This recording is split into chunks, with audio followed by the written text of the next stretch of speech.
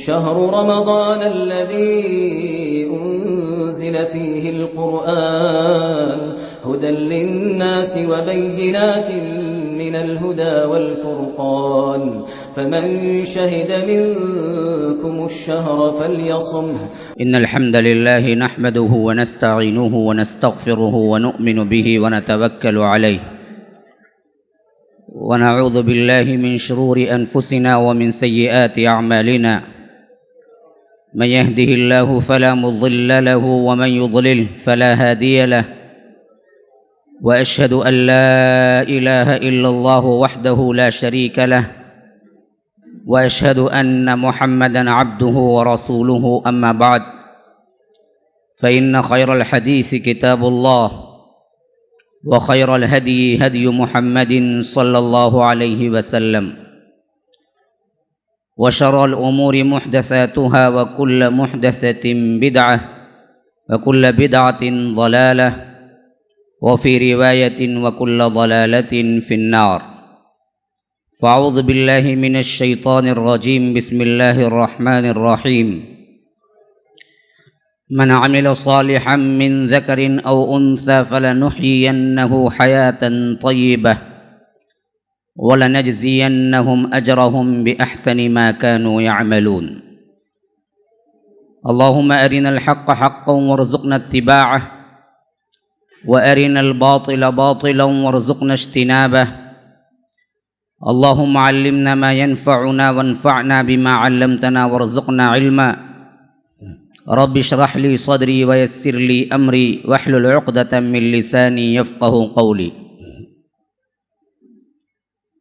برادران اسلام، واجب الاحترام بزرگوں، دوستوں، عزیز ساتھیوں، لائق احترام ماؤں اور بہنوں، رمضان المبارک کی ان راتوں میں جو کہ عنوان چنا گیا خلافت راشدہ کے 30 سال، اللہ تبارک و تعالی کا بڑا فضل و احسان کہ اس نے ہمیں ان راتوں میں خلافت راشدہ کے 8 سال سننے کا موقع دیا۔ آج کی خصوصی ٹاپک خلافت راشدہ کا 9واں سال، یا یوں کہہ لیجئے کہ ہجرت نبوی کا 19واں سال جہاں ہم پہنچے ہیں۔ ہم نے تقریباً 8 سال کی جو تاریخ سنی اور جس حیثیت سے واقعات کو میں نے جوڑ کے آپ تک پہنچایا ہے، اس میں واضح طور پر آپ لوگوں نے محسوس کیا ہوگا دور اسلامی کے لحاظ سے صحیح یا دور انسانیت کے لحاظ سے صحیح، کائنات کے اندر سب سے حسین طبقہ، سب سے بہترین زمانہ، سب سے معصوم زمانہ، انبیاء کے بعد صالح ترین زمانہ وہی تھا جو کہ صدیق اکبر کی خلافت سے شروع ہوا۔ اور ان 8 سالوں کے درمیان لوگوں کی سیرتوں سے، اصحاب رسول اللہ صلی اللہ علیہ وسلم کی زندگیوں سے اور وہ کارنامے انجام دینے والے شخصیات سے جو کہ پوری دنیا کو حیران کیا تھا، ان کی سیرتوں کے مطالعے سے ہمیں معلوم ہو گیا کہ نہ اس سے پہلے کبھی اتنے بااخلاق اور معصوم لوگ تھے، نہ اس کے بعد کبھی آ سکتے ہیں۔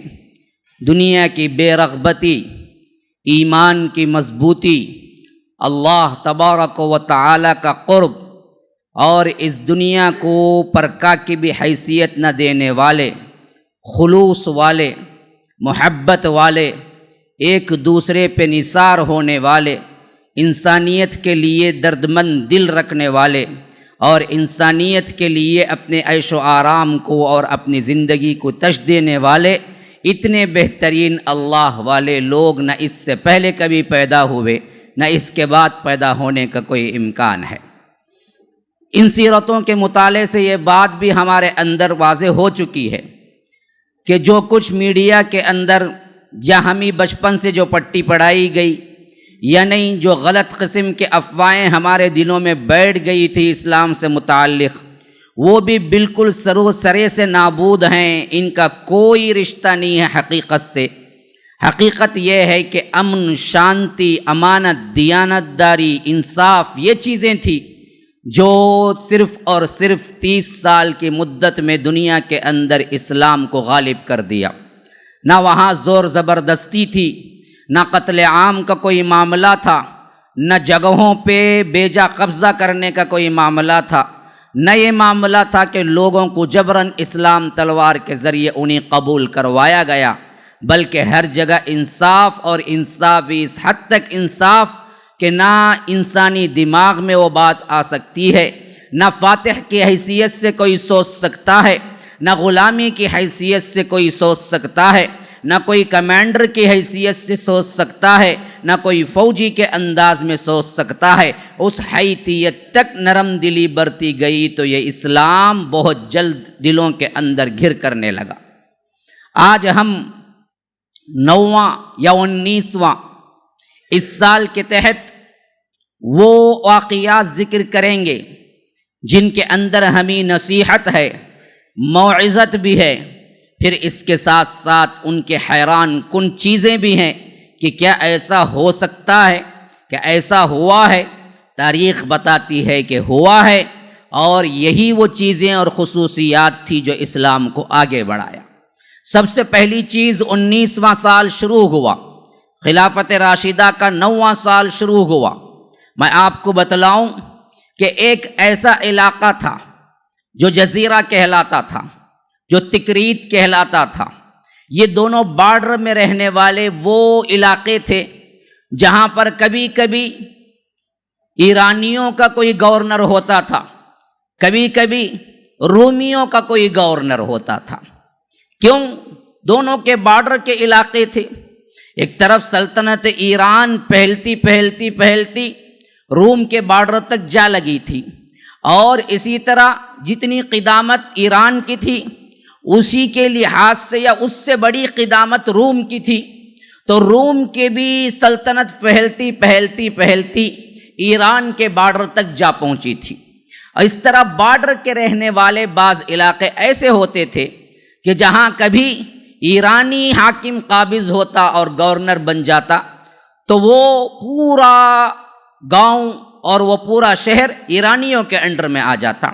کبھی کبھی رومی گورنر وہاں قابض ہو جاتا تو وہ پورا گاؤں اور وہ پورا ایریا رومیوں کے انڈر میں آ جاتا۔ تو کبھی ایران بھی وہاں حکومت کیا، کبھی وہاں روم بھی حکومت کیا۔ تو اس جگہ کا نام ہے جزیرہ، اس جگہ کا نام ہے تکریت۔ ایسے جگہوں پر جب اسلامی افواج کا یہ اندازہ نہیں تھا کہ اللہ تبارک و تعالی بہت جلد ان کے آخری سرحد تک پہنچا دے گا، لیکن اللہ تبارک و تعالی نے ان کے اخلاص کی اور ان کی بہادری کی، ان کی للہیت کی لاج رکھی، اور بہت جلد خود مسلمان فاتح یہ نہیں سوچ سکے تھے جتنی جلدی اللہ تبارک و تعالی نے انتہائی بارڈر تک پہنچا دیا۔ ایک بارڈر وہ تھا جو داخلے کا تھا۔ یہ تو میں نے سنایا تھا کہ قوم روم کے اندر، روم کی قوم میں داخلے کا یرموک بنا، اور ایران کی قوم میں داخلے کا قادسیہ بنا۔ جنگ قادسیہ، جنگ یرموک ہم پڑھ چکے ہیں، جو لوگ مسلسل آ رہے ہیں وہ بات کو سمجھ رہے ہوں گے۔ یہ تو کیا ہے، عرب سے پہلا دروازہ تھا داخل ہونے کا، لیکن 4-5 سال کی مدت یہ ہوئی کہ اس دروازے سے داخل ہو کے جو میلوں لمبی ان کی صدیوں پرانی حکومت تھی، وہاں کا دوسرا جو بارڈر ہوتا تھا اس بارڈر تک بھی پہنچ گئے تھے، اور ان لوگوں کے بادشاہ گاؤں گاؤں پھرتے جا رہے تھے محافظت کے لیے، حفاظت کے لیے۔ کبھی اس گاؤں ٹھہرے، کبھی اس گاؤں ٹھہرے، کبھی یہاں ٹھہرے، کبھی وہاں، بھگوڑے بن کے بھاگ رہے تھے، اور مسلمانوں سے جنگ کرنے کی ہمت ہی جاتی رہی۔ اللہ تبارک و تعالی نے رعب ڈال دیا تھا۔ آج ہمیں غیروں کا رعب مسلمانوں پہ ڈال دیا۔ یہ اس وجہ سے ہوا کہ ہم نے ایمان چھوڑا، اسلام چھوڑا، لیکن ایمان اور اسلام کو مضبوطی سے پکڑا تو اللہ تبارک و تعالی نے ہم سے وعدہ کیا ہے، سنلقی فی قلوب الذین کفروا الرعب بما اشرکوا باللہ ما لم ینزل بہ سلطانا، ان قریب ہم ان لوگوں کے دلوں میں رعب ڈال دیں گے تمہارا۔ کیوں؟ وجہ اس کی یہ ہے کہ یہ مشرک ہیں، اللہ سے شرک کرتے ہیں۔ مشرک کبھی بہادر نہیں بن سکتا، لیکن یہی شرک جب مسلمانوں میں آیا تو مسلمان خود بھی کمزور ہو گئے۔ آج ہم ڈر کے مارے کیا ہیں، بھاگتے ہیں ہم بھی، اس وجہ سے کہ جو توحید تھی اصل وہ نڈر پن پیدا کرتی تھی۔ توحید گئی تو ہمارا کیا ہے، وہ نڈر پن بہادری بھی گئی۔ کیوں؟ اللہ نے کہا کہ مشرک کبھی نڈر نہیں ہو سکتا، ہم اس کو رعب خود ڈال دیتے ہیں۔ آج ہم سے کیا ہے، توحید اور اسلام کی مضبوطی ہو، الٹا کیا ہے، شرک کی مضبوطی ہوتی ہے۔ کون سی ایسی جگہیں جہاں پر کیا ہے، مسجدوں کے ساتھ درگاہیں ملی ہوئی نہ ہو؟ ایشیا میں دیکھ لیجئے، جہاں جہاں مسجد ہے وہاں وہاں قبر ہے۔ اتنا شرک کہ درگاہ زیادہ ہیں مسجد کم ہے، اور درگاہوں کے چندے زیادہ ہوتے ہیں، مسجد کے چندے کم ہوتے ہیں۔ دینے والے عرس کو نام پہ کروڑوں بہاتے ہیں، وائٹ واش کے لیے، مسجد کے لیے پوچھا جائے تو کم دیتے ہیں۔ یہ حالت جب ہو گئی تو اللہ نے کافروں کا رعب ہم پہ ڈال دیا۔ اب تو ہم ڈر کے مارے ہم بھاگتے ہیں، لیکن اللہ کا وعدہ یہی ہے کہ ہم تمہارا رعب کافروں کے دلوں میں ایسے ڈالیں گے کہ وہ ڈر کے مارے بھاگیں گے۔ تو یہ چیز ہوئی جب اصحاب رسول اللہ صلی اللہ علیہ وسلم اس پر گامزن تھے، تو اللہ تبارک و تعالی نے رعب ڈال دیا تھا۔ حالانکہ ان لوگوں کے پاس نہ مال تھا، نہ دولت تھی، نہ ان کے تمتراخ لباس، نہ ویپنز کے لحاظ سے ہائی پوزیشن پہ تھے، بلکہ کسی کے پاس تلوار ہوتی تھی تو ڈھال نہیں، کسی کے پاس ڈھال ہوتی تھی تو تلوار نہیں، کسی کے پاس تلوار ہوتی تھی تو تلوار کو رکھنے کا دستہ میان نہیں۔ کوئی تلوار کا میان رکھتا تھا تو اتنا بوسیدہ تھا کہ تلوار اس کے اندر سے جھانک رہی ہوتی تھی، کپڑے اچھے نہیں ہوتے تھے، لیکن پھر بھی اللہ نے جو ڈر ان کے دلوں میں ڈالا تھا، اس سے وہ جنگ کرنے کے بجائے بادشاہ ہونے کے باوجود بھی بھاگتے پھرتے تھے۔ تو ایسے ہی علاقوں میں سے یہ علاقے تھے، تکریت کا علاقہ، جزیرے کا علاقہ، جہاں پر دونوں مل کے رہتے تھے، اور اس بارڈر تک بھی اللہ تبارک و تعالی نے مسلمانوں کو بہت جلد پہنچا دیا۔ تو اب یہاں پر دونوں متفق ہو گئے۔ دیکھیے، اصل میں بنیادی طور پر دونوں الگ تھے۔ ایک زمانہ وہ تھا جب بدر کی جنگ ادھر ہو رہی تھی، بدر کی جنگ ادھر ہو رہی تھی، کہاں پر؟ مشرکین مکہ کے ساتھ اور مدینے والوں کے ساتھ، مسلمانوں کے ساتھ۔ تو ادھر کہاں؟ جہاں روم ایران بستے تھے، ان کے اندر بھی شدید جنگ ہو رہی تھی۔ اسی لیے اللہ تبارک و تعالی نے سورہ روم نازل کی۔ آپ پڑھ جائیے، اس کی پہلی آیتوں میں یہ اشارہ ملتا ہے، الف لام میم غلبت الروم فی ادنى الارض وهم من بعد غلبهم سيغلبون فی بضع سنین للہ الامر من قبل ومن بعد ویومئذ یفرح المؤمنون بنصر اللہ ینصر من یشاء۔ یہ سورہ روم کے ابتدائی آیات ہیں جو کہ مکی ہیں، جبکہ اس وقت ان کے درمیان شدید جنگ تھی، روم اور ایران کے درمیان شدید دشمنی تھی، اور حتیٰ کہ ایران کا بادشاہ جو کہ اس وقت خسرو پرویز تھا، جو اس کے بیٹے نے بعد میں اسے قتل کر دیا، شیرویہ نام تھا اس کا، بیٹے نے خود قتل کیا، جس نے اللہ کے رسول کے خط کو تار تار کیا تھا۔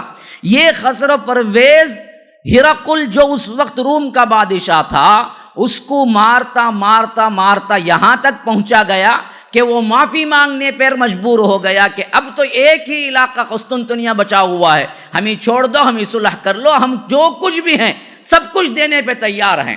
تو اس نے توہین آمیز خط لکھا، اس وقت توہین آمیز خط لکھا، اور لکھا تھا کہ شاہ ایران کی طرف سے روم کے کتے ہرقل کے نام۔ اس نے اتنی بڑی کیا ہے اپنے آپ کو اس حیثیت سے پایا کہ میرے مقابلے میں روم اب اٹھ ہی نہیں سکتا۔ تو اس نے بیت المقدس فتح کیا، تو وہاں سے بیٹھ کے اس نے لکھا تھا لیٹر روم کو کہ شاہ ایران خسرو پرویز کی طرف سے روم کے بادشاہ کتے کے نام۔ تب بھی وہ صلح پہ مجبور ہوا، تب بھی اس کے پاس اٹھنے کی طاقت نہیں تھی، تب بھی اس نے کہا کہ تو جو چاہتا ہے ہم دیتے ہیں، لیکن ہم اب جنگ کرنے کے قابل نہیں. تو اس نے پھر دوسرا توحید آمیز سلوک کیا. اس نے کہا کہ تیرے روم کی خاص شہر قسطنطنیہ کی مجھے 3000 لڑکیاں چاہیے جو میرے حرم میں کام کریں گی، بھیج انہیں. اسے بھیجنا پڑا. اتنا گر چکا تھا روم اس وقت لڑائی میں، مار کھا کھا کے، ان دونوں کی لڑائی میں. تو اللہ نے اسی وقت یہ پیشن گوئی کی کہ قریب کی زمین میں رومی مغلوب ہو گئے ہیں، شکست کھا گئے ہیں، لیکن چند سال میں رومی پھر غالب آئیں گے ایرانیوں پر، جبکہ کوئی آثار نہیں دکھتے تھے. اور جب وہ غالب آئیں گے اس وقت مسلمان بھی فتح کی خوشخبری پائیں گے اور خوش ہو رہے ہوں گے. تو عین بدر کے معرکے میں یہ ہرقل آخرکار پھر کیا ہے، وہ جو کہتے ہیں نا جی آخری وار شیر کیا ہے پھرا کے کرتا ہے، اسی طرح پھر کے پھر وہ وار کیا. تو اس وقت کیا ہے، آخر اللہ نے اس کو فتح دے دی. اور یہ مارتا مارتا مارتا یہاں تک کہ کیا ہے اس حد تک پہنچ گیا کہ خود اس کا بیٹے نے اسے کیا ہے قتل کر دیا اور آنکھوں میں سلاخ گرم گرم سلاخیں رکھ کے جیل میں ڈال دیا خسرو پرویز کو. یہی وہ موقع تھا جب اللہ تبارک و تعالی نے مسلمانوں کو بدر میں بھی فتح دے دی. تو بنیادی طور پر دونوں دشمن تھے، لیکن اس اسلام کی وجہ سے انہوں نے یہ طے کیا فتح تکریت میں اور الجزیرہ میں کہ ہم مل جائیں گے، ایک ہو جائیں گے، مسلمانوں کو بھگائیں گے. تو معلوم ہوا یہ آج کی پالیسی نہیں ہے، یہ 1400 سال پہلے کی پالیسی یہی ہے. آج عیسائی یہودی اندر کی آپس کی بہت دشمنی ہے. ہاں، ہندو مشرکین ان کے اپنے فرقوں کی بہت دشمنی ہے، بدھسٹ ان کے اپنے فرقوں کی بہت دشمنی ہے. چین وغیرہ میں بدھ مت ہے، اس کے علاوہ زیادہ تر عیسائی ہیں، ادھر ہندو مت بھی ہے. پھر اس کے علاوہ یہودی تو کیا ہے، آٹے میں نمک کے برابر بھی نہیں ہے، پوری تاریخ میں کبھی نہیں رہے اکثریت میں، اور آج بھی نہیں ہے. آج بھی وہ دراصل 1-2% ہے پوری دنیا کی آبادی کے لحاظ سے. لیکن دیکھو جب اسلام کا مقابلہ آیا تو یہودی بھی مل گیا، عیسائی بھی مل گیا، ہندو مت بھی مل گیا، جینزم بھی مل گیا، بدھزم بھی مل گیا. حالانکہ ان کے اپنے اندر ہی ہزاروں اختلافات ہیں، لیکن جب ایک اسلام آیا تو اوپری طور پر سب مل گئے اور سب ایڑی چوٹی کا زور لگا رہے ہیں کہ اسلام صفحہ ہستی سے مٹ جائے اور مسلمان رہیں تو بدتر سے بدتر حالات میں رہیں. اس کے علاوہ ہم کوئی اچھی حالت مسلمانوں کی کبھی برداشت نہیں کریں گے. یہ ٹوٹل آج کا خاص کر 1990 سے لے کر 2017 تک کا یہ مرحلہ آپ ذرا غور سے دیکھیے جس پر مسلمانوں سے اوپر بیت رہا ہے. 1990 کے بعد سے لے کر خاص کر 2017 تک کا 22 سال کا یہ مرحلہ بہت ان کے اندر گٹھ جوڑ ہوا اور انہوں نے کیا ہے ہر ایک کو ملایا اس میں. اور خاص کر 2001 اور 2011 یہ سب بڑے بڑے چیزیں جو انہوں نے خود کروائے تھے. میں اشارے دے رہا ہوں، آپ سمجھ لیجئے جہاں اشارے پہنچ رہے ہیں. میں ذہین لوگوں سے مخاطب ہوں، میں یہ نہیں سمجھتا کہ اشارے نہیں سمجھ پائیں گے. میں سمجھتا ہوں کہ امت کا ایک بہترین طبقہ سامنے بیٹھا ہوا ہے. میں اشارے دے رہا ہوں، آپ سمجھتے جائیے کہ کس طرح انہوں نے ہر مذہب والوں کو جوڑ دیا ان کے خلاف، ہر مذہب والوں کو، حتیٰ کہ مذہبیت کی مخالفت کا نام سرے سے اٹھا دیا اور ایک نام لا کے تسلط کر دیا جو کہ جنرل نام تھا، دہشت گردی کی مخالفت. حالانکہ ٹارگٹ صرف مسلمان، یہ نہیں کہتے کہ مسلمانوں کی مخالفت. اگر مسلمانوں کی مخالفت کا نام سیدھے سیدھے دیا جائے تو پھر تو یاد رکھیے کہ بہت سے ان کے وہ جماعتیں جو ساتھ دے رہی ہیں علانیہ وہ نہیں دیں گی.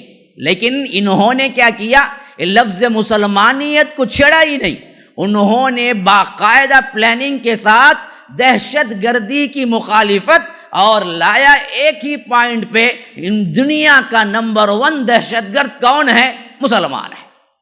یوں لاؤ مارو ان کو. ہم یہ نہیں بولتے کہ مسلمانوں کو مارتے ہیں، ہم تو دہشت گردی کی مخالفت کرتے ہیں جی. حالانکہ ان کے اپنے جب لکھنے بیٹھے تو انہوں نے خود کہہ دیا کہ دنیا کا نمبر 1 دہشت گرد امریکہ ہے.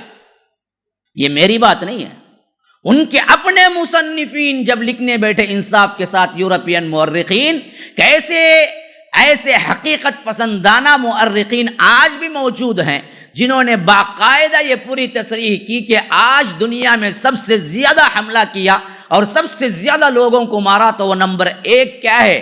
شخصیت کے لحاظ سے بش ہے، جگہ کے لحاظ سے امریکہ ہے۔ یہ ان کے اپنے لوگ بھی کہے، لیکن یہ باتیں میڈیا میں کبھی نہیں آتی، وہیں سے دبا دی جاتی ہیں۔ لیکن جو باتیں مشہور ہوتی ہیں وہ کیا ہے؟ یہ مسلمان ہے، یہ مسلمان ہے، اور مسلمان کا لفظ ہی نہیں ہے۔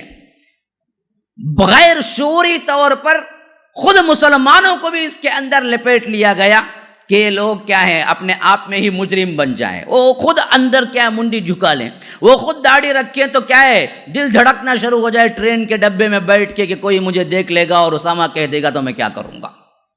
وہ خود مجرم ہو جائے اپنے آپ میں، وہ خود محسوس کر لے کہ داڑھی میری نگاہ میں بھی اچھی نہیں ہے، ٹوپی میری نگاہ میں بھی اچھی نہیں ہے، مسلمانیت میری نگاہ میں بھی اچھی نہیں ہے۔ یہ بتانے کی چیزیں نہیں، چھپانے کی چیزیں ہیں۔ ایک زمانے میں جو بتانے کی چیزیں تھیں وہ چھپانے کی چیزیں بنا دیا، ہم کو خود شرمسار کر دیا۔ کوئی دیوانہ پاگل کوئی دنگا فساد کرتا ہے تو لکھتا جاتا ہے کہ فلاں نے فساد کیا، لیکن وہی کوئی مسلمان اس کے اندر نام آ جاتا ہے تو کہا جاتا ہے کہ مسلمان نے فساد کیا، ہندو نے فساد کیا نہیں لکھتے، فلاں نے فساد کیا لکھتے میڈیا میں۔ وہاں ہندو مت کو نہیں لاتے۔ یہ ڈبل اسٹینڈرڈ ہمارے ساتھ بہت زیر سے جاری ہے میڈیا میں، ہم خاموش بیٹھے ہوئے، لیکن 1990 سے لے کر 2017 تک اس کو جو ابھارا گیا ہے، یہ وہ چیز ہے جو کہ ہمیں آج سے 1400 سال پہلے بھی نظر آتا ہے کہ ہمیشہ دشمنان اسلام یہ اسلام کے نام پر جب مقابلہ ہوتا ہے تو وہ الگ الگ نہیں دیکھتے، بلکہ سب مل کر متفق ہو کے ایک بن کے دشمن ہم پہ حملہ کرتے ہیں۔ صد افسوس صد افسوس صد افسوس یہ ہے کہ ہم اتنا کچھ دیکھ لینے کے باوجود ہمارے اپنے فرقوں سے مبرہ ہو کے ہم متحد نہیں ہوتے۔ دشمن باطل پہ ہے ہونے کے باوجود اسلام کے خلاف یکجا ہوتا ہے، ہم حق پہ ہیں ہونے کے باوجود ہم اپنے حلقہ واری، اپنے پرابلمز، اپنے جو بھی فرقہ واری پرابلمز ہیں ان سے مبرہ ہو کہ ہم ایک مسلمان اپنے آپ کو نہیں کہتے، نہیں مانتے، آگے نہیں بڑھتے۔ ہمارے دلوں میں وہی خناس بیٹھا ہوا ہے، تو کہاں ہے، تو دیوبندی ہے، تو بریلوی ہے، تو حنفی ہے، تو شافعی ہے، تو فلاں ہے، تو فلاں ہے، تو کافر ہے، تیرے پیچھے میری نماز نہیں، میرے پیچھے تیری نماز نہیں، تو فلاں ہے، تو اتنے ہی میں اپنی پوری کی پوری کوشش طاقت صرف کیے بیٹھے ہیں۔ ترقی کے نام پر، اسلام کو جوڑنے کے نام پر، امت مسلمہ کو ایک بنانے کے نام پر، متحد کرنے کے نام پر کوئی نہیں اٹھتا ہے۔ ہمارے علماء بھی اسی میں خوش ہیں، ان کو بھڑکاؤ اور ان سے چندے لے، جیب بھرو، پیٹ بھرو مولوی، جیب بھرو مولوی کیا ہے؟ اپنا کاز اسی میں اچھا سمجھتے ہیں کہ لڑتے مرتے رہیں، ہماری چاندی بڑھتی رہے، ایک ہو جائیں گے تو پھر ہمیں کیا ملے گا؟ یہ ایک نہیں، ہزاروں فرقوں ہی میں رہیں، یہی اچھا ہے۔ یہ حالت اس وقت نہیں تھی، اسی وجہ سے اللہ نے کیا ہے، باوجود پورے دشمنان اسلام متفقہ ایک ہونے کے، اللہ نے انہیں شکست دی، مسلمانوں کو آگے بڑھایا۔ آج کیوں نہیں ہو رہا ہے وہ؟ آج کیوں نہیں ہو رہا؟ یہ مت سمجھیے کہ ایک آدھا صرف کیا ہے 400-200 افراد بیٹھ کے میں نعرہ لگا رہا ہوں تو بات بن جائے گی، نہیں۔ یہ نعرہ اگر حق کا ہوگا تو کائنات میں اللہ پھیلانے والا ہے۔ میں صرف اسی عقیدے کے بنیاد پہ بول رہا ہوں اللہ کے لیے۔ آج ہم سوچیں کہ آج بھی کل مل کے متفق ہو کے ہماری مخالفت میں ہے اور اللہ ہمیں شکست دیتا ہے، انہیں فتح دیتا ہے، تو کیوں؟ جبکہ اللہ نے اصحاب رسول اللہ کے ساتھ ایسا نہیں کیا تھا تو کیوں؟ اس وقت وہ متحد تھے، اس وقت ہم متحد نہیں ہیں۔ ہمیں اس کی پرواہ نہیں ہے کہ کتنے لوگ مجتمع ہو کے ہم پہ حملہ کرتے ہیں، کیوں؟ یہ تو ہوا ہے ہمارے ساتھ، ہمیشہ ہوا ہے، اس سے ڈرنے کی کوئی بات نہیں۔ فتح ملتی کیوں نہیں، کامیابی ملتی کیوں نہیں؟ وجہ اس کی یہ ہے کہ اس وقت صحابہ ایک تھے، ان کے اندر کوئی فرقہ نہیں تھا، ان کے اندر کوئی الگ الگ پیٹھ پیچھے پھرنے والا نہیں تھا، ان کے اندر کوئی یہ بولنے والا نہیں تھا کہ تیرے پیچھے میری نماز نہیں ہوگی، میری نماز تیرے پیچھے نہیں ہوگی، بولنے والا نہیں تھا۔ ان سب کا ایک امام تھا، ادنا غلام بھی نماز پڑھا دیا تو عمر جیسی شخصیت بھی پڑھ لیتے تھے۔ اتفاق تھا، اتحاد تھا، ہمدردی تھا، جذبہ تھا، ایک دوسرے کے لیے مر مٹنے والے تھے۔ چھوٹے موٹے غلطیاں ہر انسان سے ہر وقت ہوئی ہیں، درگزر کرنے والے تھے۔ کوئی مسلک الگ تھا، کوئی معاملہ الگ تھا جو ان کو نہیں پسند تھا تو کہتے تھے کہ اللہ رحم کرے، لیکن اس معاملے میں میرا مسلک یہ ہے، بھائی تمہارا مسلک یہ ہے، لیکن دشمنی نہیں تھی۔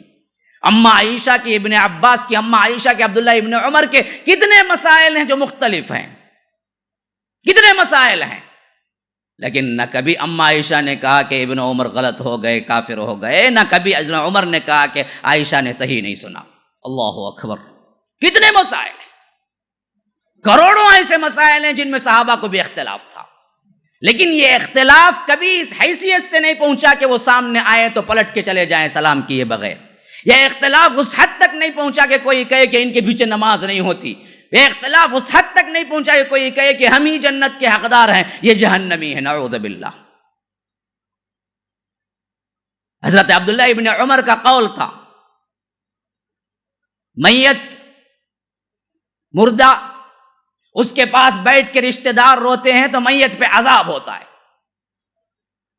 حدیث ان کے پاس تھی۔ جب یہ حدیث سنائی گئی اماں عائشہ کو کہ ابن عمر یوں کہتے ہیں تو انہوں نے کہا کہ اللہ ابن عمر پہ رحم کرے، کیسے کوئی اور گناہ کرے اور سزا کسی اور کو ملے، وَلَا تَزِرُ وَازِرَةٌ وِزْرَ أُخْرَىٰ، قرآن کہتا ہے کہ کسی کے گناہوں کا بوجھ کوئی اور نہیں اٹھا سکتا۔ تو اس سے تو معلوم ہوتا ہے کہ روئے کوئی، عذاب کسی اور کو ہو۔ شاید ابن عمر نے سننے میں غلطی کی ہو، اللہ کے رسول نے یہ کہا ہے کہ ایک یہودی کے جنازے پر سے گزرے تو لوگ بیٹھے وہاں رو رہے تھے، تو اللہ کے رسول نے کہا یہ تو رو رہے ہیں مگر اس پہ عذاب ہو رہا ہے۔ اس کو ابن عمر نے یوں سمجھا کہ میت پہ روتے ہیں تو میت کو عذاب ہوتا ہے۔ دونوں میں اتنا بڑا اختلاف، لیکن وہ دعائیں دے رہے ہیں کہ اللہ تبارک و تعالیٰ ابن عمر پہ رحم کرے۔ ہاں، اختلاف وجہ نزع نہیں تھا۔ آج ہم نے کیا کیا، اس کو اتنا پروان چڑھایا کہ چھوٹی چھوٹی باتوں پہ کیا ہے، کفر کے فتوے ہم دھڑا دھڑ دھوپتے ہیں، اور مسلمانوں نے جتنے کافر بنائے ہوں گے کافر نے اتنے کافر نہیں بنائے ہوں گے۔ یہ حالت ہوئی تو آج ہمیں کیا ہے، مدد نہیں مل رہی ہے۔ اللہ کے لیے سمجھو مسلمانوں، 100 آدمی بھی اتفاق متحد ہو جائے نا، میں سمجھتا ہوں 100 لاکھ سے بڑھ کے ہیں وہ افراد جو اس بات کو سمجھے، وسیع الظرفی اختیار کرے۔ میں کا نعرہ چھوڑو، میں کا نعرہ کیا تھا؟ خود اللہ کے رسول صلی اللہ علیہ وسلم جن کو سب سے زیادہ مستحق تھے میں کہنے کا، کبھی نہیں کہا۔ امت مسلمہ کے لیے روتے رہے، اور ہمیں کیا حق پہنچتا ہے کہ ہم اپنی ڈیر ان کی مسجد بناتے بناتے لوگوں کو کافر بناتے چلے جائیں؟ کیا جنت اتنی چھوٹی ہے کہ تمہارے صرف 2 افراد ہی اندر جا سکے گی؟ جنت تو وہ ہے کہ زمین و آسمان کی چوڑائی سے بھی بڑھ کے چوڑائی ہے، تو اللہ دینے والا ہے، تمہیں کام کرنا ہے۔ ایک ہو جائیں گے مسلمان پھر تو یاد رکھو کہ وہ قلت میں بھی ہیں تو بہت بڑی کثرت ہے ان کی، لیکن مسئلہ یہ ہے کہ اس پہ کوئی تیار نہیں ہوتا ہے۔ تو یہاں دیکھو جزیرے میں دونوں مل گئے، یہ پہلی جنگ تھی جہاں پر ایران بھی ملا، روم بھی ملا، اور ادھر طرف صرف مسلمان، صرف مسلمان، کوئی نہیں۔ حضرت سعد ابن ابی وقاص کو حضرت عمر نے لیٹر لکھا، کہا کہ ڈرنے کی کوئی ضرورت نہیں، اللہ نے ہمیں پہلے بھی فتح دی ہے، اب بھی ہمیں فتح کی امید ہے، تم آگے بڑھ جاؤ، سب سے پہلے ایک 4000 کا لشکر تم خود بھیجو اور دیکھو کہ کیا ہوتا ہے۔ اتنی بڑی لشکر اور 2 بڑے بڑے سپر پاور مل گئے ہیں۔ حضرت عمر نے اس کو کوئی بڑی بات نہیں سمجھی اور کہا کہ سعد ابن ابی وقاص کو 4000 کا لشکر دے کے پہلے ایک لشکر کو بھیجو، ایک ٹکڑی کو بھیجو، پھر دیکھتے ہیں کیا ہوتا ہے۔ یہ 4000 کا لشکر ہی سے وہ لوگ فتح کامیاب نہیں ہو سکے، جب آنے لگی مسلمانوں کی فتح کی خوشخبری تو تب حضرت عمر نے کہا کہ تم بھی اپنا لشکر لے کے پہنچو، اور اللہ تبارک و تعالی نے بہت جلد ان میں فتح دی، اور جزیرہ بھی انڈر میں آ گیا اور تکرید بھی اندر میں آ گیا، اور پورا بارڈر اب تو کہیں پناہ نہیں تھی ان دونوں بادشاہوں کو، جو ہرقل بھی تھا اور ایک طرف یزجرد بھی تھا۔ ایران کے بادشاہ کو نہ پناہ تھی، اسی طرح نہ وہاں پر روم کے بادشاہ کو پناہ تھی۔ اب جو چھوٹے چھوٹے ممالک میں وہ بھاگ بھاگ کے فوجیں اکٹھے کر رہا تھا، جب معلوم ہوا حضرت عمر کو کہ یہ سب مل کے اب آخری ضرب لگانا چاہتے ہیں مسلمانوں پر، جو کہ ایران کا بادشاہ جو مرتے مرتے بھی کیا ہے، اپنی وہ ایران کی بہادری اور اسی طرح اپنی سلطنت کو نہیں بھولا، اس نے 2 لاکھ کا لشکر جمع کیا نہاوند کے مقام پہ۔ نہاوند ایک مقام کا نام ہے، وہاں پر جمع کیا۔ یہ سب وہ بچی کچی فوجیں تھی جو اس کے علاقوں سے بھاگ بھاگ کے یہ جہاں تھا وہاں پہنچی تھی۔ میں نے بتایا نا، کتنا بھی کہہ لیجئے 400-500 سال کی حکومت تھی، ایسے ہی مٹ جاتی۔ تو اس نے بھاگ بھاگ کے جہاں جہاں رکا وہاں سے جتنے ملے ان کو لیا، ان کو لیا، یہ میدان کی طرف چل نکلا۔ اور مسلمان بھی گویا کہ کیا ہے، خواب خرگوش میں سو نہیں رہے تھے، وہ برابر دیکھ رہے تھے نقل و حرکت کیا ہو رہی ہے۔ یہی چیز آج ہمیں مار ڈالے جا رہی ہے۔ آج ہمارا معاملہ کیا ہے، اس حیثیت سے بالکل زیرو، ایسے اطمینان کی زندگی گویا کہ ہم پہ کچھ نہیں بیت رہا ہے، جبکہ جن کے پاس سب کچھ ہے، جو ان پہ اطمینان کی زندگی گزار سکتے ہیں، وہ بیٹھے رات دن مسلمانوں کو مار توڑنے کے لیے سازشیں کر رہے ہیں۔ ہمارے ایک ایک حملے کے پیچھے ہم سمجھتے ہیں اتفاقیہ دنگا ہو گیا، اتفاقیہ مسلمان ہندو مسلم لڑائی ہو گئی۔ آپ کو معلوم نہیں اس لڑائی ہونے کے پیچھے 5 سال پہلے انہوں نے پلاننگ کی تھی جو آج ہوا تھا، 10 سال پیچھے انہوں نے پلاننگ کی تھی جو آج ہوا تھا، 25 سال پہلے انہوں نے پلاننگ کی تھی جو آج ہوا تھا۔ وہ رات دن بیٹھے 50 سال کی پوری کیلنڈر کی لسٹ بناتے ہیں کہ کب کیا ہونا ہے، اور ہم خواب خرگوش میں سو رہے ہیں۔ ہونے کے بعد سوچتے ہیں کہ مسلمان کیوں ایسا ہو رہا ہے، ان کے اندر کیا کرنا چاہیے۔ ہونے کے بعد وہ 50 سال پہلے سوچتا ہے۔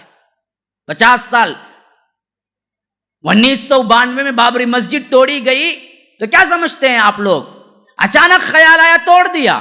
نہیں، 1992 میں 92 میں جب بابری مسجد، میرا تو آنکھوں دیکھا حال ہے، میں اس وقت حفظ کر رہا تھا، 10 سال کا بچہ تھا، میں اچھی طرح محسوس کرتا ہوں کہ اس وقت کیا کچھ کدورت تھی ان لوگوں کے دلوں میں، ہم نے آنکھوں سے دیکھا۔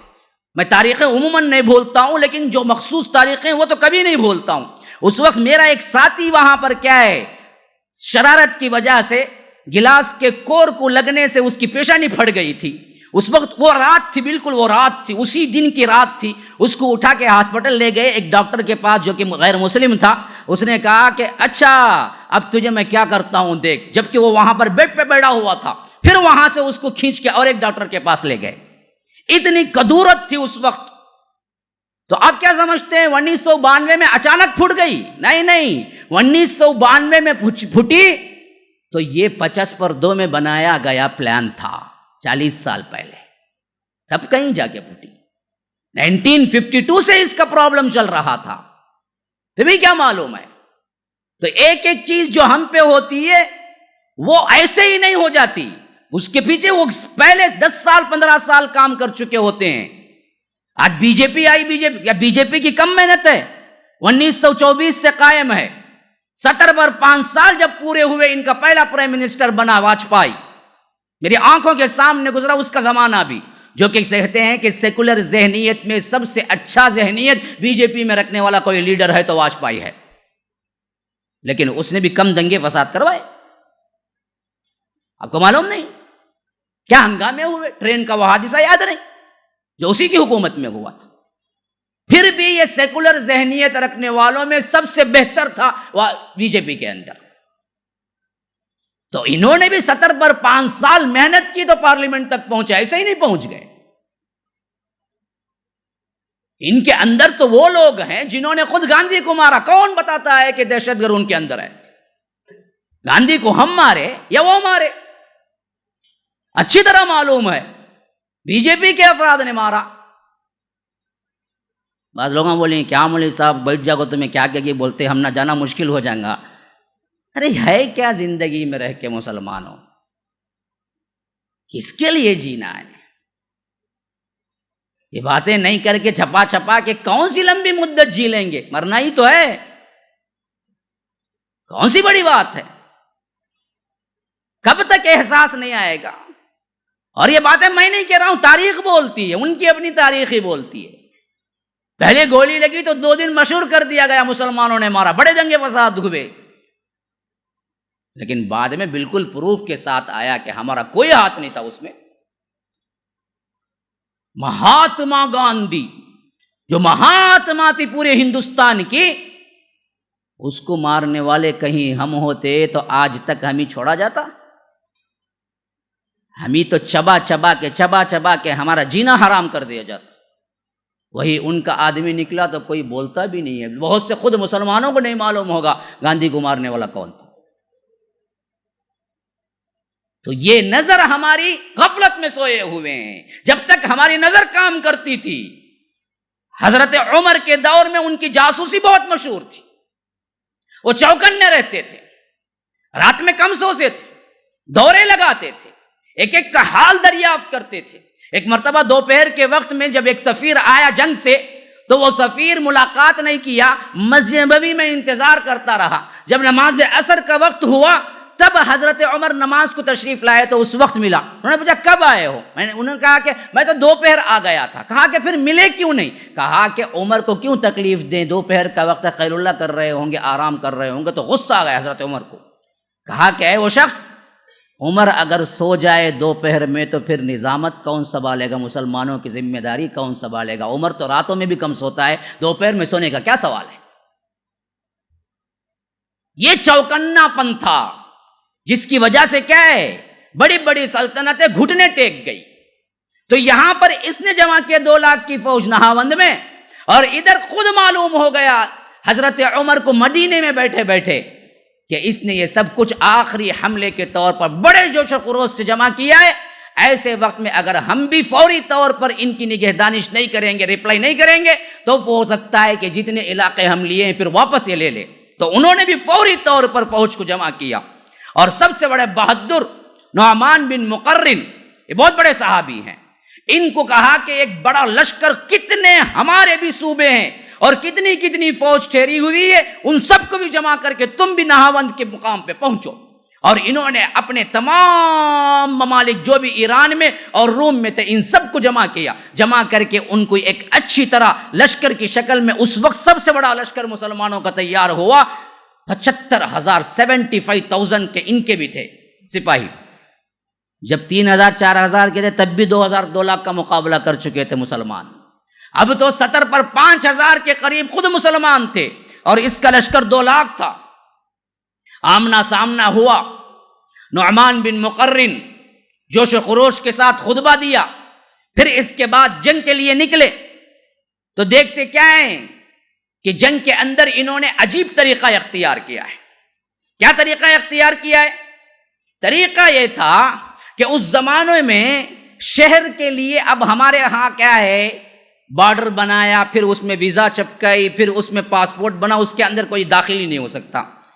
تو یہ کیا ہے، غیر مرئی طور پر ہم نے اپنے اپنے علاقوں کا کیا کر لیا، سیٹ اپ کر لیا، بارڈر بنا دیا. لیکن اس زمانے میں ایسا نہیں تھا.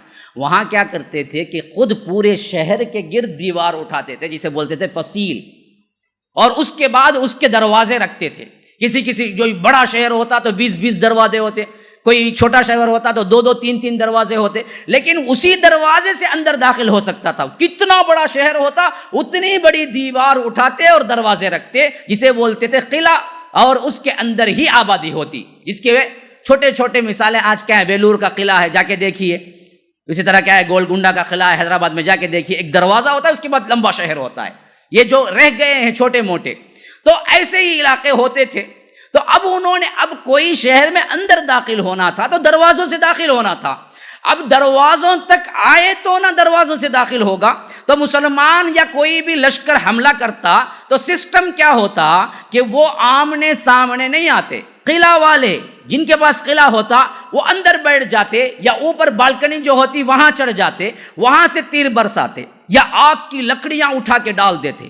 اس کو بھی سہتے ہوئے جو سامنے والا باہر والا لشکر ہوتا وہ آگے بڑھتا اور وہ لکڑیاں اپنے جسم پہ کھاتا, پھر جا کے ہتھوڑا مارتا یہاں تک کہ مار مار کے فصیل توڑی جاتی, پھر اس کے بعد دروازے سے اندر ہوتے یا دروازہ توڑ کے اندر ہوتے. لیکن جانا تو فصیل تک ان کے لیے سب سے بڑا عذاب, سب سے بڑا جان دینے والا ہتھیلی پر رکھ کر جان کام کرنے والا ہوتا, جس میں وہ اوپر سے کوئی نزدیک آئے تو وہ اوپر سے بڑے بڑے کیا ڈرم جس کے اندر آگ بھڑکتی ہوتی انڈیل دیتے, کیونکہ ان کو آسان ہوتا, نیچے سے حملے کرنے والے کو بہت مشکل ہوتا. لیکن پھر بھی ہزاروں مسلمان جب ایک ساتھ گرتے تو سمجھیے کہ 50 مسلمان شہید ہوئے, 950 دروازے کو توڑ دیا.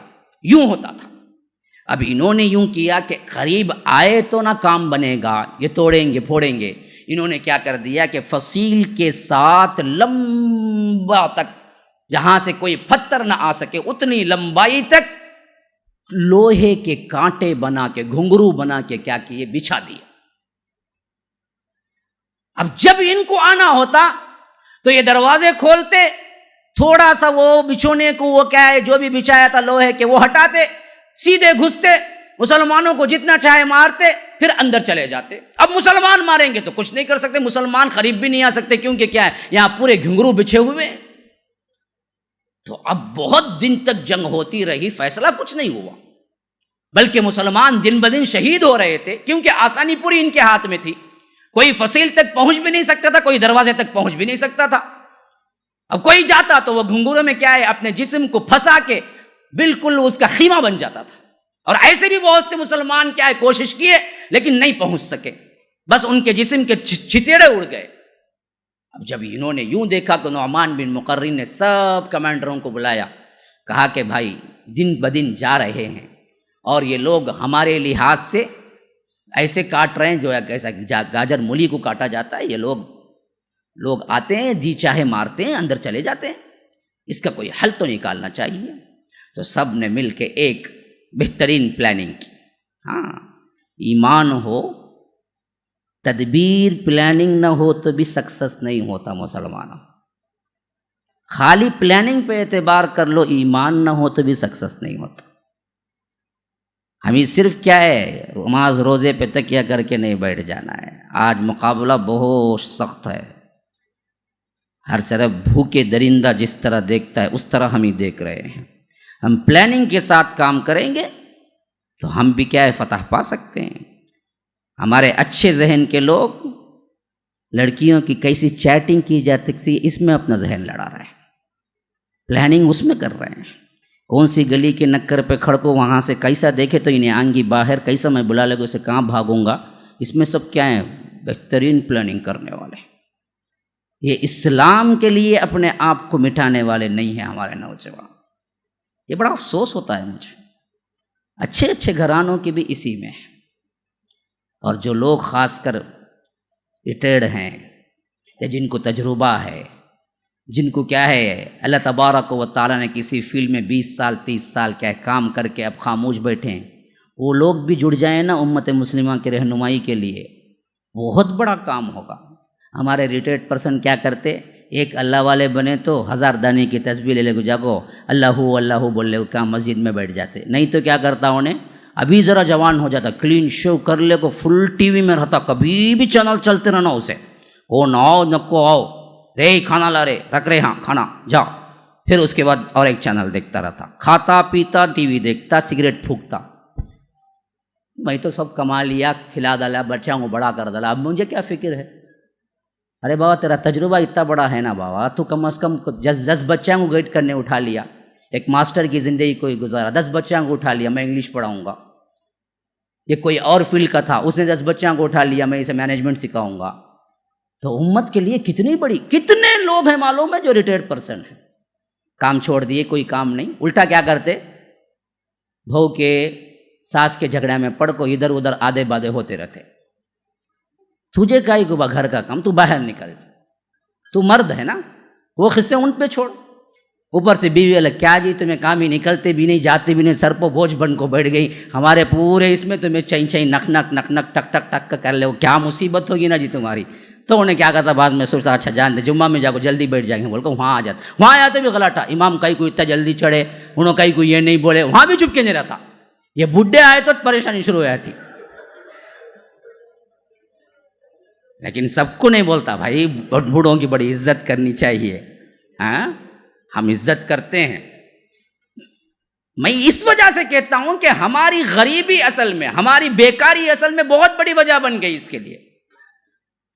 تو یہ لوگ بیٹھ کے سوچیں, جو بھی فری ہیں, معاش کی کوئی پریشانی نہیں, سوشل سروس میں اترو, کوئی کام نہیں, اللہ نے تمہیں کیا فارغ کر دیا ہے, امت مسلمہ کے لیے اترو, تمہارا جو کچھ بھی اللہ نے دیا ہے تمہیں تجربہ, اسی پہ کرو کام. یہ نہیں کہ دوسرا کوئی کام کرو جس میں تم نے, کوئی بزنس مین ہے 50 سال بزنس میں گزارے, بزنس سکھاؤ, لوگوں کو کیسے ٹیکل کرنا سکھاؤ. آؤ بیٹھو, چند بچوں کو بتاؤ, ان کی اپنی زندگی کے تجربات بتاؤ, کیسے بڑھنا چاہیے آگے. نہ یہ کرتے ہیں. اسی طرح جو فارغ اوقات میں ہمارے ہی نا +2 فیل 10 فیل, میں بھی +2 فیل بھائی, کیا بھی طنز نہیں بولتا ہوں میں, +2 فیل ہوئے تو کیا بھی بڑھا گئی, کچھ بھی مسئلہ نہیں. فیل ہو کیا نہیں ہونا, جا کو برائی میں نہیں پڑھنا, وہ وقت بھی سمجھو کہ اللہ نے تمہیں دیا ہے. بعض لوگوں کو غصہ آیا تھا, کیا جی تمہیں کبھی دیکھو +2 فیل +2 بولو. اب +2 فیل رہا تو +2 فیل اتنا بولوں, پاس بولوں میں اب اس کے واسطے. جو زمانے میں فیل ہوا اس ٹائم فیل اتنا ہوا.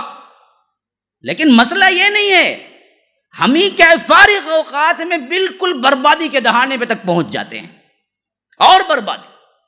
مجھے جناب مولانا انہوں نے کیا مجھے میسیج بھیجا, مولوی صاحب یہ انٹرنیٹ پہ ذرا بہت بیان کرو, تمہیں بہت ضرورت ہے. بولا کیا بھائی ہوا؟ نہیں مولوی صاحب ایک جنے کو اٹیک آیا, اسے لے کو جا کو ہمیں کیا کرے انجیو کرائی. ڈاکٹر بولا 10 دن تک ریسٹ میں رکھو, کہاں بھی بلا جاؤ نہ کو. پہلے نیٹ کا تو کیا معلوم نہیں تھا, یہ 10 دن میں انہوں جیو کا سم لے کو نیٹ دیکھ کو ایسے برباد ہو گئے مولوی صاحب. کہاں کون سی رضا میں کہتے, ان کو انجیو ہو کو ڈاکٹر بولا کہتے کیا بھی کرو نہ کو بول کو, وہ کیا بھی کرو نہ کو بول کو بستر پہ پڑے نا بہت کچھ کرتی کہتے انہوں بیٹھ جا کو اینڈرائڈ فون پہ. کیا ایسے برباد ہو گئی. اب نماز بروزے کی بھی ان کو کیا بھی یہ نہیں ہے, حالانکہ اس سے پہلے انسان بڑی رغبت رکھتا تھا نماز میں, اب نماز کو بھی آنا مشکل ہے مولوی صاحب. ایسے اچھے لوگ جو بیمار ہونے کے باوجود بھی ڈر نکل جاتا ہے. اب نوجوان +2 فیل ہو کو جاتا تو ہمیں کیا بولیں گے, ہارٹ پیشنٹ چلے گا اندر کا, تو ان کا کون سا ہے قصہ. آج یہی ہے سب سے بڑی برباد. اچھے کاموں میں صرف کرو, اپنا ذہن لڑاؤ, سوچو, کچھ دینے کا سوچو, اور دینے پر جب تمہارے اندر خوشی محسوس ہو سمجھو کہ اللہ تمہیں ایمان دیا ہے, تمہیں ایمان دے. ایمان کی نشانی ہے, نیکی کرنے پہ فرحت ہوتی ہے, برائی کرنے پہ کیا ہے اندر سے گھٹن ہوتی ہے. سمجھو یہ ایمان کی عین علامت ہے. تم نیکی کرتے ہو تبھی بھی خوشی نہیں ہوتی, برائی کرتے ہو تبھی بھی کوئی رنج نہیں ہوتا, سمجھو کہ پھینک دیا تمہیں اللہ نے اپنی مغفرت سے نکال کے, اب تمہیں لینا دینا کچھ نہیں ہے, اچھا برا کوئی نہیں ہے تمہارا, اب مسئلہ ہی ختم ہو گیا. تو غرض کہ میں بتا رہا تھا انہوں نے پلاننگ کی. اب پلاننگ دیکھو, میں کیا پلاننگ نہیں بولتا, میں اشارہ دیتا ہوں. کل کے دن انہوں نے کیا کیا تم سمجھو پلاننگ کیا ہے. انہوں نے کیا کیا کہ دوسرے دن دیکھتے ہیں کہ فوج ہی غائب. اب یہ لوگ آ کے دیکھے اوپر سے قلعے سے, تو سامنے دیکھا کہ مسلمانوں کی فوج ہی نہیں ہے, بس ایک چھوٹا سا لشکر لے کے پاس کیا ہے لشکری کھڑے ہوئے, بقیہ سب کا سب ختم, وہ بھی دور کھڑے ہوئے. اب انہوں نے سوچا کہ چلو جی یہ تو ہمت ہار گئے, آخر کار فتح ہماری ہی ہو گئی. اب یہ 4-5 ایک ٹکڑی کھڑی ہوئی, ایک جماعت, ان کو مارنا کون سی بڑی بات ہے. جوش میں آئے, پورا لشکر لے کے ان کو مارنے لگے. اب یہ لشکری بھی یوں تھے کہ انہوں نے لشکر میں ان کو واپس مقابلہ کرنے کے بجائے یہ لوگ اور پیچھے ہٹتے گئے, اور پیچھے ہٹتے. یہ مارنے کے لیے آگے آتے ہیں, وہ پیچھے ہٹتے ہیں, انہوں آگے آتے ہیں, انہوں پیچھے ہٹتے ہیں, انہوں پیچھے ہٹے, حتیٰ کہ جتنی لشکر کی فوج جو کچھ بھی قلعے سے نکلی پوری کی پوری نکل کے وہ جو فصیل تھی جہاں پر یہ گھنگرو بچھائے ہوئے تھے وہ علاقہ بھی پار کر کے اور آگے آ گئی. تو وہاں پہاڑوں میں چھپی ہوئی فوج ہماری بقیہ تھی. انہوں نے اللہ اکبر کا نعرہ لگائے, ایک ساتھ حملہ کیا, سب کے سب ملیاں میٹ ہو گئے. اب یہ واپس بھاگنا شروع ہوئے تو اپنے ہی دھام میں پھنس گئے کہ جو گھنگرو بچھائے تھے یہ خود ہی کیا ہے اس پر پڑ کے مرنے لگے. تو پلاننگ کیا ہوئی تھی سمجھے, پلاننگ کیا ہوئی تھی, چاپی نہ کیا. اور ایک بار پلاننگ یہ ہوئی تھی, نعمان بن مقرن کو بتایا گیا کہ یہ لوگ اصل میں ہم ہی دھوکہ دیتے ہیں. تو انہوں نے کہا کہ ہم کیا کریں گے, پوری فوج کو اٹھا لیں گے یہاں سے اور دور مقامات پہ چھپا دیں گے, تازہ دم فوج ہوگی. صرف ایک لشکر کو سامنے بٹھا دیں گے. جب یہ سمجھیں گے کہ ایک لشکر ہے تو پورے قوت کے ساتھ آئیں گے تو وہ لشکر بھی حملہ نہیں کرے گا. ہم کہاں چھپے ہوئے وہاں تک ان کو کھینچ لائے گا, پیچھے ہٹتا پیچھے ہٹتا پیچھے ہٹتا پیچھے ہٹتا. جب وہ پورے نرغے میں آ جائیں گے نا تب ہم پورے تازہ دم ہوں گے. وہ پہلے سے تھکے ہوئے ہوں گے, تازہ دم فوج چاروں طرف سے ان پر حملہ ہوگی. اگر یہ بچ کے پیچھے بھاگیں گے تو بھی ان کے ہی کنگرو ان کے لیے عذاب بن جائیں گے. یہی ہوا. لیکن اس میں اپنے قائد کو مسلمان کھونا پڑا. نعمان بن مقرن جب یہ واپس بھگوڑے بن کے بھاگ رہے تھے, کسی دشمن کے تلوار سے نعمان بن مقرن اپنے گھوڑے سے گرے. اب ان کے بھائی نعیم بن مقرن بازو میں تھے. انہوں نے دیکھا کہ ایسے فتح کے کنڈیشن میں اگر مسلمانوں کو معلوم ہو کہ ان کے کمانڈر کیا ہیں شہید ہو گئے تو تھوڑا سا حوصلہ پست ہو جائے گا. انہوں نے یہ بات کو دبایا اور گھوڑے تلے خود اپنے بھائی کی لاش کو رون دیا. یعنی جو جا رہے تھے وہ سب رونتے جا رہے تھے. اگر یہ پکارتے لوگوں نعمان بن مقرن کی میت ہے, لاش ہے, تو پورا فوج کھڑ جاتی اور یہ لاش اٹھانے میں لگ جاتے تو ہو سکتا شکست میں تبدیل ہو جاتی. وہ اللہ کا بندہ صرف اللہ کے لیے لڑنے والا تھا. اپنے ہی بھائی کی لاش کو دشمنوں کے گھوڑے تلے رونتے دیکھتا رہا اور ان کے لباس کو کھینچ کے اٹھا کے پہن لیا اور اٹھا کے جھنڈا کھڑا کر دیا. لوگوں کو محسوس ہی نہیں ہوا کہ لشکر میں نعمان بن مقرن نہیں رہے, یہاں تک کہ اللہ نے کل فتح دے دی تو تب بتایا کہ میں نے ہی یہ کام کیا. میرے آنکھوں کے سامنے میرے بھائی کے ٹکڑے ہوتے رہے. مسلمانوں, یہ اللہ اور اسلام کے لیے میں نے کیا ہے. یہ ہوتا ہے جذبہ, یہ ہوتی ہے اصل بات ہے, یہ ہوتی ہے للہیت. تو غرض کے اللہ تبارک و تعالی نے فتح دے دی نہاوند میں. اب تو ان کی کمر ٹوٹ چکی تھی. یوں سمجھیے کہ 3 بڑے علاقے جو اطراف میں تھے, رومی, ایرانی, مصری, یہ تینوں علاقے 19 یا 9واں خلافت راشدہ کے سال میں ٹوٹلی قبضے میں آ چکا تھا. اور حضرت عمر رضی اللہ عنہ کی فتوحات میں یہ بڑے بڑے فتوحات شمار ہوتے. اب اسی سال کے واقعات میں بعض مشہور شخصیات کیا ہیں, ان کی بھی وفات ہوئی. ان میں ایک شخصیت وہ ہے, میرے پاس 2-3 منٹ باقی ہیں اس وجہ سے ذکر کر دوں, ورنہ تو میں عموماً کیا ہے شخصیات کو نہیں لاتا, لیکن یہاں پر کیا ہے اب مجھے ٹائم باقی ہے. ایک ہیں صفوان بن معطل صحابی, ان کی وفات اسی سال ہوئی تھی. اور یہ کون ہے پتہ ہے؟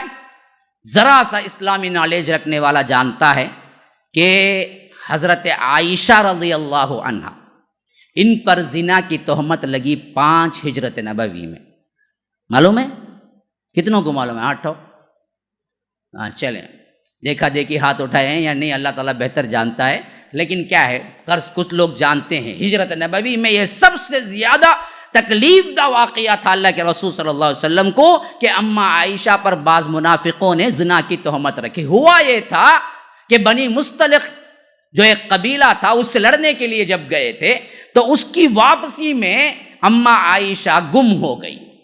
اصل میں وہ حاجت کے لیے گئی, قافلہ چل نکلا.